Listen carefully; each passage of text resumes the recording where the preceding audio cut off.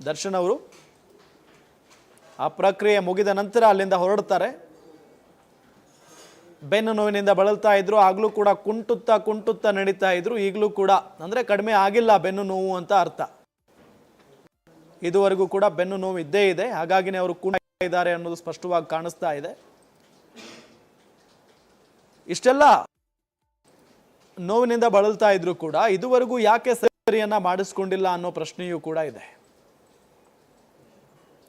Surgery ಮಾಡಿಸ್ಕೊಳ್ತಾರಾ ಇಲ್ವಾ, ಮತ್ತೆ surgery ಮಾಡಿಸ್ಕೊಳ್ಬೇಕಾ ಬೇಡವಾ, ಇದು ವೈದ್ಯರ ಸಲಹೆಯ ಮೇರೆಗೆ ನಿರ್ಧಾರ ಮಾಡ್ತಾರೆ.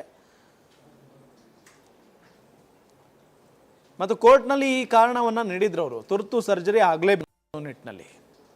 ಹಾಗಾಗಿನೇ ಪ್ರಾಸಿಕ್ಯೂಷನ್ ಅವರು ಕೂಡ ಇದ್ರ ಮೇಲೆ ಕಣ್ಣಿಟ್ಟಿರ್ತಾರೆ. ಅಕಸ್ಮಾತ್ ಆಗಿ ಸರ್ಜರಿ ಮಾಡಿಸ್ಕೊಳ್ಳದೆ ಹೋದ್ರೆ ಅಲ್ಲಿ ಮತ್ತೆ ಜಾಮೀನು ರದ್ದತಿ ಕೋರಿ ಅರ್ಜಿಯನ್ನ ಸಲ್ಲಿಸುವಂತ ಸಾಧ್ಯತೆಯೂ ಕೂಡ ಇರುತ್ತೆ. ಕೋರ್ಟ್ಗೆ ಸುಳ್ಳು ಹೇಳಿ, ಮೋಸ ಮಾಡಿ, ವಂಚನೆ ಮಾಡಿ ಇವರು ಜಾಮೀನನ್ನು ತೆಗೆದುಕೊಂಡಿದ್ದಾರೆ ಅನ್ನೋ ನಿಟ್ಟಿನಲ್ಲಿ ವಾದವನ್ನ ಮಂಡಿಸುವಂತ ಸಾಧ್ಯತೆಯೂ ಕೂಡ ಇದೆ. ಹಾಗಾಗಿನೇ ಸಿ.ವಿ. ನಾಗೇಶ್ ಅವರ ಬಳಿ ಕ್ಲಾರಿಟಿಯನ್ನ ತೆಗೆದುಕೊಳ್ತಾರೆ ನಟ ದರ್ಶನ್ ಅವರು.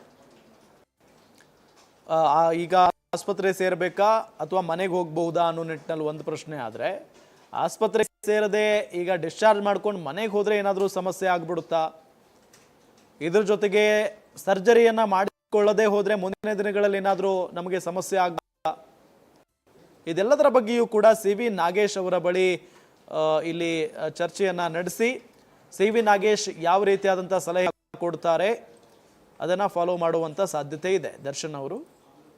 ಆದ್ರೆ ಈಗ ಗೊತ್ತಾಗ್ತಾ ಇರೋದು ಕೋರ್ಟ್ಗೆ ಹಾಜರಾಗುವ ಸಲುವಾಗಿನೇ ಅವರು ಆಸ್ಪತ್ರೆಯಿಂದ ಹೊರಗಡೆ ಬಂದಿದ್ದಾರೆ ಅಂತ ಹೇಳಿ. ಅಂದ್ರೆ ಇದುವರೆಗೂ ದರ್ಶನ್ ಡಿಸ್ಚಾರ್ಜ್ ಆಗಿಲ್ಲ. ಆದ್ರೆ ಇನ್ನೇನು ಕೆಲವು ಕ್ಷಣಗಳಲ್ಲಿ ಗೊತ್ತಾಗುತ್ತೆ ನಟ ದರ್ಶನ್ ಅವರು ಡಿಸ್ಚಾರ್ಜ್ ಆಗಿ ಹೊರಗಡೆ ಬಂದಿದ್ದಾರಾ ಅಥವಾ ಕೇವಲ ಈ ಒಂದು ಜಾಮೀನು ಪ್ರಕ್ರಿಯೆ ಮುಗಿಸುವ ಸಲುವಾಗಿ ಸೆಷನ್ಸ್ ಕೋರ್ಟ್ಗೆ ಹಾಜರಾಗುವ ಸಲುವಾಗಿ ಹೊರಗಡೆ ಬಂದಿದ್ದಾರಾ ಅಂತ ಹೇಳಿ ಇನ್ನೇನು ಕೆಲವು ಗೊತ್ತಾಗುತ್ತೆ. ಈಗಾಗಲೇ ಬಾಂಡ್ಗೆ ಸಹಿ ಕೂಡ ಹಾಕಿದ್ದಾರೆ. ಅದಾದ ನ್ಯಾಯಮೂರ್ತಿಗಳು ಶಂಕರ್ ಅವರ ಮುಂದೆ ನಿಂತ್ಕೊಂಡಿದ್ದಾರೆ ಕಟಕಟೆಯಲ್ಲಿ ದರ್ಶನ್ ಅನ್ನೋದು ಗೊತ್ತಾಗ್ತಾ ಇದೆ.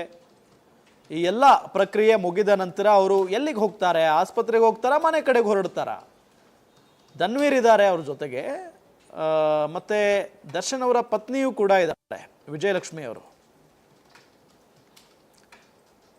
ಇದೆಲ್ಲ ಗಮನಿಸ್ತಾ ಇದ್ರೆ ಮೇ ಬಿ ಮನೆ ಕಡೆಗೆ ಹೊರಡುವಂತ ಸಾಧ್ಯತೆ ಇದೆ. ಆದ್ರೆ ಇನ್ನೂ ಬೆನ್ನು ನೋವು ಅವರಿಗೆ ಕಡಿಮೆ ಆಗಿಲ್ಲ. ಯಾಕೆಂತ ಹೇಳಿದ್ರೆ ಅವರು ಕುಂಟುತ್ತಾ ನಡೀತಾ ಇದ್ದಾರೆ. ಹಾಗಾಗಿ ಬೆನ್ನು ನೋವು ಇನ್ನೂ ಇದ್ದೇ ಇದೆ ದರ್ಶನ್ ಅವರಿಗೆ.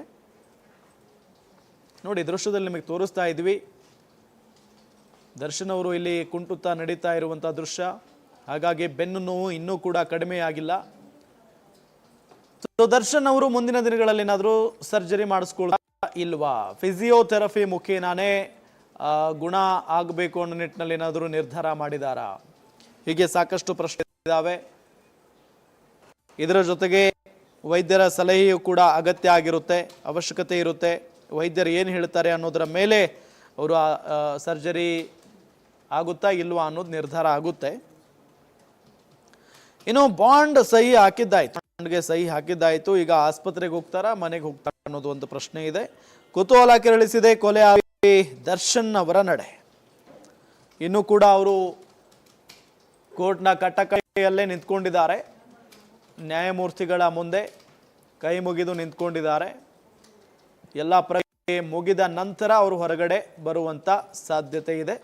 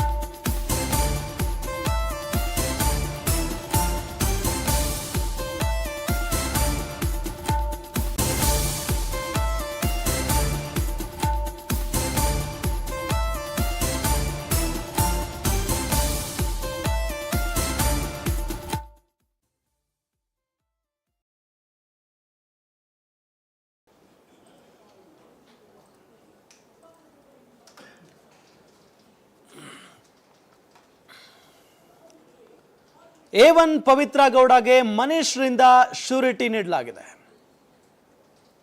ಚಿತ್ರದುರ್ಗದ ರೇಣುಕಾಸ್ವಾಮಿ ಕೊಲೆ ಪ್ರಕರಣದ A1 ಆರೋಪಿ ಬಹುತೇಕ ಇವತ್ತೇ ಪವಿತ್ರ ಗೌಡ ರಿಲೀಸ್ ಆಗೋದು ಕನ್ಫರ್ಮ್. ಜಾಮೀನು ಷರತ್ತುಗಳನ್ನು ಪೂರೈಸ್ತಾ ಇದ್ದಾರೆ. ಚಾಮರಾಜಪೇಟೆಯ ಆಸ್ತಿ ಪತ್ರದೊಂದಿಗೆ ಶ್ಯೂರಿಟಿ ನೀಡಲಾಗಿದೆ. A1 ಪವಿತ್ರ ಗೌಡಗೆ ಮನೀಶ್ ಅನ್ನುವವರು ಶ್ಯೂರಿಟಿಯನ್ನು ನೀಡಿದ್ದಾರೆ. ಚಾಮರಾಜಪೇಟೆಯ ಆಸ್ತಿ ಪತ್ರದೊಂದಿಗೆ ಇಲ್ಲಿ ಪವಿತ್ರ ಗೌಡ ಅವರ ಸಂಬಂಧಿ ಶ್ಯೂರಿಟಿಯನ್ನು ನೀಡಿದ್ದಾರೆ. ಬಹುತೇಕ ಇವತ್ತೇ ರಿಲೀಸ್ ಆಗ್ತಾರೆ. ಇನ್ನು ಜಾಮೀನು ಷರತ್ತುಗಳನ್ನು ಪೂರೈಸ್ತಾ ಇದ್ದಾರೆ ನಟ ದರ್ಶನ್ ಪರ ವಕೀಲರು. ಚಾಮರಾಜಪೇಟೆಯ ಆಸ್ತಿ ಪತ್ರದೊಂದಿಗೆ ಶ್ಯೂರಿಟಿಯನ್ನು ನೀಡಲಾಗಿದೆ ಪವಿತ್ರ ಗೌಡ ಅವರಿಗೆ. ಒಂದು ಕಡೆ ದರ್ಶನ್ ಅವರು ಆಸ್ಪತ್ರೆಯಿಂದ ರಿಲೀಸ್ ಅಂದರೆ ಈ ಡಿಸ್ಚಾರ್ಜ್ ಆಗ್ತಾರಾ ಇಲ್ವಾ ಅನ್ನೋದು, ಮತ್ತೊಂದು ಕಡೆ A1 ಆರೋಪಿ ಪವಿತ್ರ ಗೌಡ ಅವರು ಇವತ್ತೇ ಜೈಲಿನಿಂದ ರಿಲೀಸ್ ಆಗ್ತಾರಾ ಇಲ್ವಾ ಅಂತ ಹೇಳಿ. ಮೊನ್ನೆನೇ ಅವರಿಗೆ ಜಾಮೀನು ಸಿಕ್ಕಾಗಿದೆ. ಆದರೆ ಶನಿವಾರ ಮತ್ತು ಭಾನುವಾರ ಆಗಿದ್ದರಿಂದ ಆ ಒಂದು ಪ್ರಕ್ರಿಯೆ ಮುಗಿಸೋದಕ್ಕೆ ಸಾಧ್ಯ ಆಗಿರಲಿಲ್ಲ. ಹಾಗಾಗಿನೇ ಇವತ್ತು ಆ ಎಲ್ಲ ಪ್ರಕ್ರಿಯೆ ಮುಗಿದ ನಂತರ ಇವತ್ತು ಅವರು ಜೈಲಿನಿಂದ ಹೊರಗಡೆ ಬರುವಂಥ ಸಾಧ್ಯತೆ ಇದೆ. ಹಾಗಾದರೆ ದರ್ಶನ್ ಅವರ ಕತೆ ಏನು? ಈಗಾಗಲೇ ಜಾಮೀನು ಷರತ್ತುಗಳನ್ನು ಪೂರೈಸಿದ್ದಾರೆ ದರ್ಶನ್ ಅವರು. ಅದಾದ ನಂತರ ಅವರ ಪರ ವಕೀಲರು ಏನಿದ್ದಾರಲ್ಲ ಎಲ್ಲ ಪ್ರಕ್ರಿಯೆಗಳನ್ನು ಈಗಾಗಲೇ ಮುಗಿಸ್ತಾ ಇದ್ದಾರೆ. ಇದೆಲ್ಲದರ ನಡುವೆ ದರ್ಶನ್ ಅವರ ನಡೆ ಏನು? ಇದು ಈಗಿರುವಂಥ ಕುತೂಹಲ. CV ನಾಗೇಶ್ ಅವರನ್ನ ಭೇಟಿ ಮಾಡಿ ಸಲಹೆಯನ್ನು ಪಡೆದುಕೊಳ್ತಾರೆ ದರ್ಶನ್ ಅನ್ನೋದು ಗೊತ್ತಾಗ್ತಾ ಇದೆ. ಮತ್ತೆ ಆಸ್ಪತ್ರೆಗೆ ಸೇರಬೇಕಾ ಅಥವಾ ಮನೆಗೆ ಹೋಗಬೇಕಾ ಅಂತ ಹೇಳಿ CV ನಾಗೇಶ್ ಸಲಹೆ ಪಡೆದ ನಂತರವೇ ಒಂದು ಕ್ಲಾರಿಟಿ ಸಿಗುತ್ತೆ. ಅದರನ್ವಯ ಅವರು ಮುಂದಿನ ಹೆಜ್ಜೆಯನ್ನು ಇಡಲಿದ್ದಾರೆ. ಏನಾಗಬಹುದು? ನಟ ದರ್ಶನ್ ಮನೆ ಕಡೆಗೆ ಹೊರಡ್ತಾರಾ ಅಥವಾ ಆಸ್ಪತ್ರೆ ಸೇರ್ತಾರಾ ಮತ್ತೆ ಅಂತ ಹೇಳಿ ಇನ್ನು ಕೆಲವು ಕ್ಷಣಗಳಲ್ಲಿ ಇದೆಲ್ಲದರ ಬಗ್ಗೆ ಕ್ಲಾರಿಟಿ ಸಿಗುತ್ತೆ. ಇನ್ನೂ ಕೂಡ ಸೆಷನ್ಸ್ ಕೋರ್ಟ್ನಲ್ಲೇ ಇದ್ದಾರೆ.